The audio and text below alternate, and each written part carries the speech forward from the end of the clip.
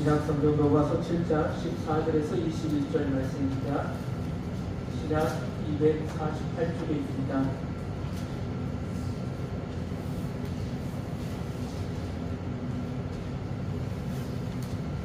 제가 말씀 봉독하겠습니다. 우리가 율법은 신령한 줄 알거니와 나는 육신에 속하여 죄 아래에 팔렸도다. 내가 행하는 것을 내가 알지 못하노니 곧 내가 원하는 것은 행하지 아니하고 도리어 미워하는 것을 행하니라. 만일 내가 원하지 아니하는 그것을 행하면 내가 이로써 율법이 선한 것을 시인하노니 이제는 그것을 행하는 자가 내가 아니요 내 속에 거하는 죄니라. 내 속에 곧 내 육신에 선한 것이 거하지 아니하는 줄을 아노니 원함은 내게 있으나 선을 행하는 것은 없구나. 내가 원하는 바 선은 행하지 아니하고 도리어 원하지 아니하는 바 악을 행하는구나. 만일 내가 원하지 아니하는 그것을 하면 이를 행하는 자는 내가 아니요 내 속에 거하는 죄니라. 그러므로 내가 한 법을 깨달았노니 곧 선을 행하기 원하는 나에게 악이 함께 있는 것이로다. 아멘. 이 시간 오감 찬양대 찬양으로 하나님께 영광 돌리겠습니다. 지난 한 주간 많이 추우셨죠? 오늘도 많이 갈등하셨을 겁니다. 추운 날 예배당에 가야 되나 말아야 되나. 우리 마음에는 두 가지가 있어요. 선한 것이 있고 악이 있어요. 그래서 이 선한 것이 매일 우리를 좋은 길로 인도한다면 참 좋겠지만 이 악이 늘 우리를 지배하는 겁니다. 그러다 보니 이 추운 날 어떻습니까? 따뜻한 이불 속에서 예배드리고 싶죠. 나오는 것보다 집에 있는 것이. 그러나 여러분들 이 자리에 오신 우리 성도님들은 축복을 받으셨습니다. 이 영적인 싸움에서 승리하신 분들입니다. 내가 이 믿음을 가지고 이 한 해를 시작한 겁니다. 오늘 이 말씀은 우리 속에 어두운 자아가 있다는 것입니다. 어두운 악이 있고 선한 것이 있다는 것을 사도 바울 우리에게 가르쳐 주고 있습니다. 우리 안에 서로 다른 많은 그런 자아들이 있다는 것입니다. 성경은 반복해서 우리 속에는 분주하게 활동하는 서로 다른 자아들이 있다는 것을 가르쳐 주고 있습니다. 갈대산의 선지자 엘리야에 관한 사건에 엘리야가 이스라엘인들에게 이렇게 이야기합니다.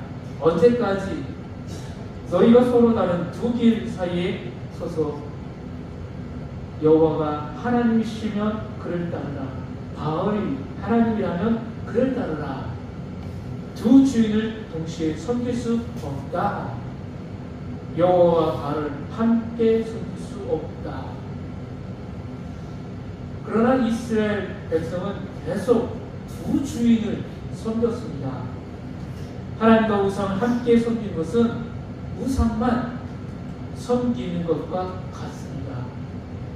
하나님은 하나님만을 섬기지 않는 사람을 용납하지 않으십니다. 그래서 10계명 첫 번째가 하나님만 섬기라는 것입니다. 우리도 그들처럼 항상 엇갈린 충성심을 지니고 있습니다. 항상 서로 충돌하는 힘들 사이에 찢기고 있습니다. 극단적인 예는 거라사 집안에 귀신 들린 사람입니다. 예수님이 그에게 물으셨습니다. 내 이름이 무엇이냐? 그러자 그가 대답했습니다. 내 안에는 내가 너무 많습니다. 그래서 이 이름을 군대라 부릅니다. 이 귀신 들린 사람에 관한 이야기는 한 사람 속에 들어있는 수많은 자아에 대한 극단적인 예입니다. 대규모 내전에 그 안에 그 피부에서 진행되고 있다는 것입니다. 여러 가지 사고, 생각, 감정, 행위 등 이 안에서 계속해서 작동한다는 것입니다. 우리는 계속해서 이 예배당을 그리워하고 이 예배를 그리워하며 이 추운 날씨 속에서도 예배를 드리려고 하지만 한쪽에서는 자꾸만 우리를 움직입니다. 무엇하러 가느냐? 그냥 이곳에서 집 안에서 예배 드리면 되지. 자꾸만 두 가지 또는 여러 가지 자아들이 우리 안에서 나를 끌어내고 있다는 것입니다. 본문에서 바울은 자기 자신에 대해 신비라고 말하고 있습니다. 알다가도 모르는 것이 자기 자신이라는 뜻입니다. 스스로를 잘 알지 못한다는 것입니다. 그가 이렇게 말합니다. 마땅히 행해야 할 것을 할 수 있는 힘이 내게는 없다. 내게는 무엇인가를 해야 하겠다는 의지는 있는데 실제로는 하지 못한다. 좋게 잘하겠다고 결심을 하지만 실제로는 그것을 하지 못한다. 나쁜 짓을 하지 않겠다고 결심하지만 결국에 그것을 하고 만다. 사도 바울과 우리의 모습이 같지 않습니까? 우리는 열심히 선한 것을 추구하려고 하지만 자꾸만 악이 우리 안에 나쁜 자아들이 우리를 끌어내려고 애를 쓰고 있습니다. 죄의 패턴이 계속되어서 이제는 예측할 정도라고 고백할 겁니다. 이제는 어떻게 이 일이 이루어질 것이다 하는 것이 예측이 된다는 것입니다. 우리가 악을 행한다면 그 악이 무엇입니까? 내가 죄를 지었을 때 하나님의 명령과 가르침을 정말로 좋아하고 즐거워하지만 실제로는 몸이 말을 듣지 않는다는 것입니다. 그에 따라 움직여주지 않는 것입니다. 내 속에 그 어떤 부분들이 은밀하게 반항하거나 저항합니다. 말씀대로 하려고 하는데 내 속에 어떤 것들이 그것을 못하게 합니다. 이런저런 온갖 노력을 다 해보지만 언제나 근본이 실패합니다. 올해도 열심히 이 믿음을 가지고 성경 한 권은 충분히 읽어보자 라고 하지만 자꾸만 어떻습니까? 아, 힘드네, 어렵네, 재미없네, 딱딱하네, 바쁘다, 포기하는 우리 신앙입니다. 우리도 동일한 경험을 수없이 반복하고 있습니다. 이번 일은 반드시 하나님이 원하시는 방향으로 행동하겠다고 결심하는데 결국에는 전혀 반대되는 쪽으로 행동하는 경우가 많습니다. 바울 역시 자기 속에 자아들이 너무 많다고 고백한 겁니다. 바울은 두 개의 자아 사이에 벌어지는 이러한 강렬한 투쟁과 갈등, 그래서 어느 쪽도 승리하지 못하는 치열한 갈등이 기독교인의 삶이라고 이 로마서 7장에서 자신을 빗대어서 우리 기독교인에게 과거의 일을 뒤집어보게 하는 것입니다. 나는 육신에 속하여 제 아래 팔렸다. 나는 영적이지 못하다. 나는 죄의 노예가 되어 팔렸다. 아이고, 나는 비참한 인간이구나. 우리는 비참한 인간이구나. 다시 말해 로마서 7장에 그려진 비참한 인간상, 내면에 있는 서로 다른 자아들이 사이에서 벌어지는 투쟁과 갈등과 그에 따른 고뇌에 초조해지는 인간상은 기독교인이 되기 이전의 모습이지 결코 기독교인이 된 후의 모습일 수는 없다는 뜻입니다. 그런데 이 본문의 말씀과 앞서서 로마서 6장의 말씀을 연결해서 보면은 그렇지 않다는 것입니다. 많은 종교개혁자들은 이 본문을 가지고 이렇게 이야기합니다. 우리가 예수 그리스도를 몰랐을 때는 이것이 죄인지 아닌지 그건 구분할 수 없다는 것입니다. 도덕적이거나 윤리적인 개념이 아니라 죄에 가는 것, 하나님만을 바라보아야 되는데 이것은 우리가 예수 그리스도를 영접해야지만이 하나님이 원하시는 방향인지 아닌지를 알 수 있다는 것입니다. 그래서 종교 개혁자들은 깔뱅이나 마르틴 루터 같은 경우는 이 부분을 가지고 아니다, 바울아, 우리가 예수 그리스도를 믿었기 때문에 이것이 죄라는 것, 우리 안에 어두운 자아가 있고 선한 자아가 있다는 것을 깨달았다는 것입니다. 우리가 예수 그리스도를 믿기 전에는 어두움의 지배를 계속 받고 있다는 것입니다. 그러나 로마서 6장에서 말씀은 바울이 세례에 대해서 이야기했습니다. 세례 안에서 우리는 그리스도와 함께 죽고 그리스도와 함께 살아난다는 것입니다. 세례 안에서 우리는 그리스도와 함께 묻히고 그리스도와 함께 다시 일으킴을 받는다는 것입니다.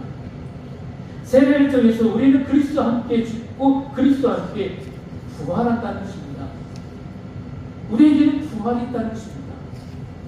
그러나 죽는 일과 다시 살아나는 일, 갑작스레 일어나는 변화는 아닙니다. 그것은 천천히 일어나는 과정입니다. 서서히 발생하는 과정입니다. 그것은 수많은 죽음과 수많은 부활을 평생에 걸쳐 경험하는 것입니다. 우리의 죄로 가득한 옛 자아는 매일 죽어야 하고 그리스도를 닮은 새로운 자아는 매일매일 부활해야 합니다. 이것들은 기독교의 삶과 생활 구성하는 두 개의 축이고 기준입니다. 죄악으로 가득한 우리의 자아가 매일 죽음을 경험하고 그리스도를 닮은 자아로 매일 부활하는 것입니다. 우리는 항상 두 개의 기둥 사이에 움직여지고 있습니다. 우리는 항상 긴장의 들판에 살고 있는 것입니다. 두 자아가 동시에 한 사람 속에서 활동하고 있는 것입니다. 그리스도를 닮은 자아와 죄로 가득한 자아, 신자 자아와 불신자 자아, 대중 앞에 선 자아, 비밀스러운 자아, 사람들의 찬사를 받는 자아, 그들 속의 자아입니다. 사람들이 우리를 뭐라고 하든 상관없이 우리는 어두운 자아로 저주받을 자들입니다. 다른 사람이 들여다볼 수 없는 비밀스러운 자아, 혹시라도 드러내야 한다면 아주 가까운 친구에게 지금의 이 사정을 말할 수 있는 자아, 그런 어두운 자가 우리에게 있다는 것입니다. 로마서 7장에서 바울이 말하고 있는 것은 우리가 하려고 하는 선은 행하지 않고 우리가 하기를 바라지 않는 악을 행하게 된다는 사실을 깊이 있게 생각하게 하고 있는 것입니다. 좀 더 현실적으로 살게 될 것을 다시 말해주고 있다는 것입니다. 우리는 두 자아를 지닌 이중인격자들이라는 것을 인정하라는 것입니다. 그리스도의 부활의 빛에 의해 조명을 받고 사는 자아가 있지만 또한 우리에게는 어두운 자아, 그림자가 짙게 드리운 자아가 있다는 것입니다. 이 어두운 자아가 우리 안에 존재한다는 것을 느끼고 있지만 그것이 무엇인지 알 수 없으며 또한 그것을 통제할 수도 없습니다. 거르사인의 과인처럼 우리 안에 있는 이 어두운 자를 우리는 짓누를 수가 없다는 것입니다. 이 사실을 인정하고 받아들이라는 것입니다. 그렇지 않으면 건강하지 못한 방식으로 이 사실을 다루게 된다는 것입니다. 감람산에서 베드로가 한 행동이 있습니다. 예수님이 제자들에게 오늘 밤 나 때문에 너희가 모두 나를 떠날 것이다 라고 말씀하시자 베드로가 이렇게 외쳤습니다. 다른 사람들이 모두 주님을 배반한다고 하더라도 저만은 절대 그렇지 않을 것입니다. 그때 예수님이 바로 오늘 밤 닭이 울기 전 내가 나를 3번 부인할 것이다 라고 하셨습니다. 그때 베드로가 대답했습니다. 내가 주님과 함께 죽을지언정 절대로 주님을 부인하지 않을 것입니다. 그러자 모든 제자가 그와 같이 말했습니다.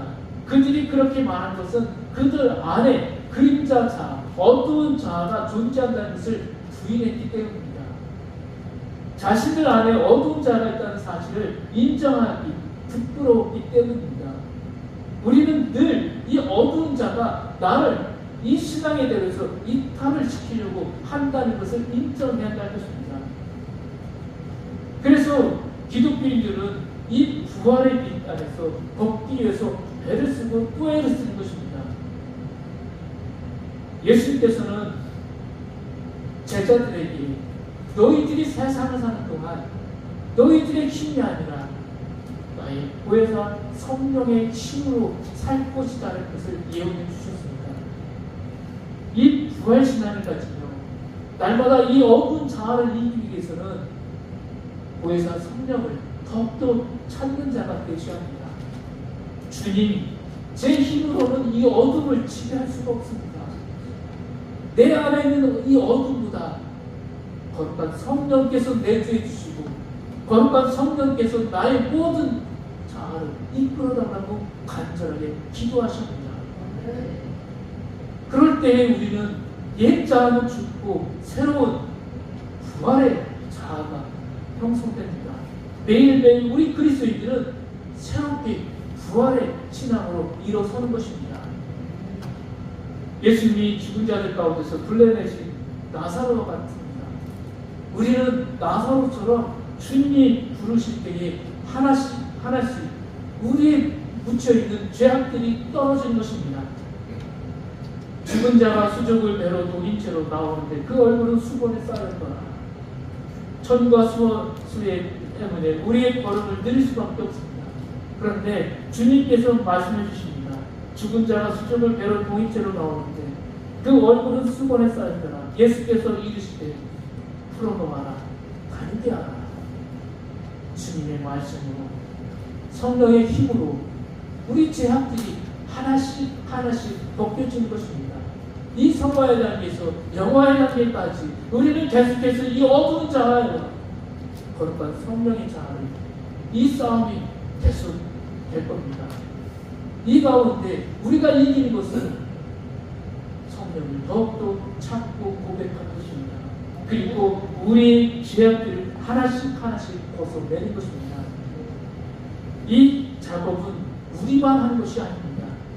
아직 예수 그리스도를 확실하게 영접하지 못한 나의 가족들, 배우자들에게, 우리 이웃들에게, 친척들에게, 친구들에게 이야기하는 것입니다.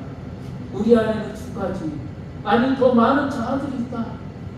이것을 이기기 위해서는 우리 안에 거룩한 주님을 영접해야 되고 주님이 보내주신 성령과 함께 해야 되고 우리의 죄악들을 벗어내야지 우리는 거룩한 성령으로 다시 부활할 수 있다는 것을 이야기해 주십니다. 나만이 짓는 것이 아니라 우리의 가족들, 우리의 공동체, 우리의 주님들에게 이야기하는 것입니다. 예수님과 함께 동행할 수 있도록 우리가 이 길을 만들어 주는 것입니다. 이것들이 신앙 공동체가 해야 할 아름다운 일들입니다. 분명히 확실히 벗겨져야 합니다. 그러나 천천히 우리의 죄악들은 벗겨질 것입니다. 죄의 수혜와 끈과 천이 벗어지는 일에 하나님의 은혜가 우리 성도들에게 있기를 소망합니다. 기도하겠습니다. 하나님 아버지, 어두운 우리의 자아가 아닌 매일 새로운 부활신앙으로 변화된 자아로 삶을 살아가게 하여 주옵소서. 날마다 영적 분별력과 성령 충만한 삶으로 더욱더 성령님의 이끌림을 받고 더욱더 성령의 능력받고 더욱더 하나님의 섭리와 계획을 인정하며 살아가는 성도의 삶이 되게 하여 주옵소서. 예수 그리스도의 이름으로 기도합니다. 아멘. 찬송가 415장 찬송 하나님께 올려드리겠습니다.